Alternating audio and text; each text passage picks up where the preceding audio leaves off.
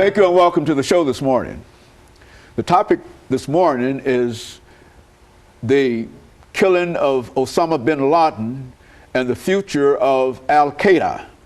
And of course we have with us to talk about the death of Osama bin Laden and where we go from here in terms of fighting terrorists. Dr. LMadu1. And of course, Dr. LMadu1, let me welcome you to the show this morning again and to explain to our audience that not only are you our African continent expert, but you're also the Middle East expert in reference to some of these issues that we deal with. And I think that you've got a real intriguing topic here this morning dealing with Osama bin Laden and the future of Al-Qaeda. And I think I also might remind our audience, Dr. LMadu1, that you were here with us not long ago, and we talked about many activities dealing with the Middle East, but I doubt very seriously if either of us realized that we were that far from the end of Osama bin Laden. But while we are at his end, let's go back to his beginning. Who was this individual Osama bin Laden? A lot of things are coming out in terms of the press now in reference to him, but who was he? Well, you know, Mr. bin Laden, you know, as most people, you know, is from Saudi Arabia. You know, he was born around 1957. In fact, his father owned the largest and the biggest construction company in Saudi Arabia. And he was close to the king. You know, his father died in 1967 from an unexplained plane crash. And as is usual, you know, children inherit from their father. And he inherited millions of dollars, you know.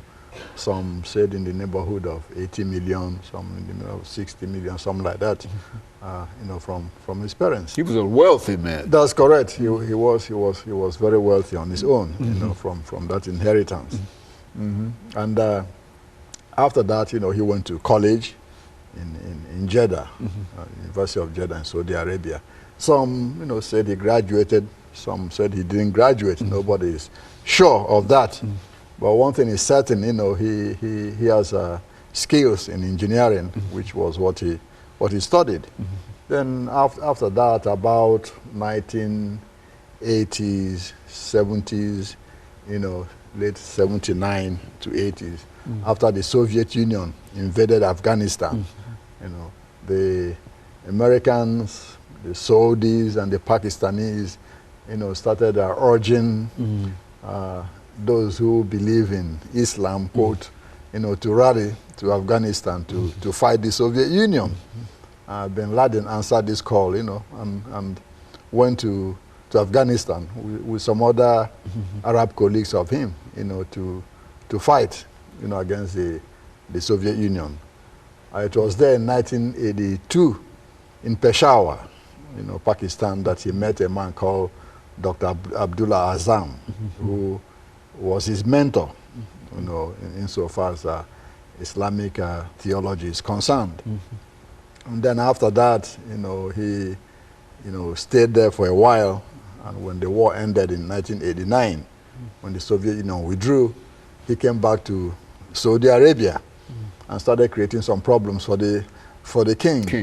Because of the influence of Dr. Azam and the rest, you know, he started calling for change in the Saudi, you know, society against the Americans, you know, having anything to do with Saudi Arabia, and you know it, etc., etc. Then during the Gulf War, before the Gulf War and during the Gulf War, he got very upset that the United States had bases in Saudi Arabia, and he started, you know, abusing the king and the rest, calling them infidels, and you know, for bringing in American troops in Saudi Arabia. So that upset the government of Saudi Arabia very much, and they said, well, you have to leave one way or the other. So they kicked him out. So he went to the Sudan, you know, to establish himself. So he was in the Sudan from 1991 to 1996, when under American pressure, you know, they told him to leave. So he left and then moved to Afghanistan in 1996, you know, where he was protected by the Taliban government of Mullah Omar. You know. Okay, and so Dr. LMadu, let's stop our first commercial break, but essentially I think that you're given some very, very revealing information in reference to who this individual was, and that very, very fact that he was a man of quite a bit of influence in a real sense to begin with, but it was not the influence that the king wanted him to have. And of course we'll be back with our audience following this very, very short commercial break.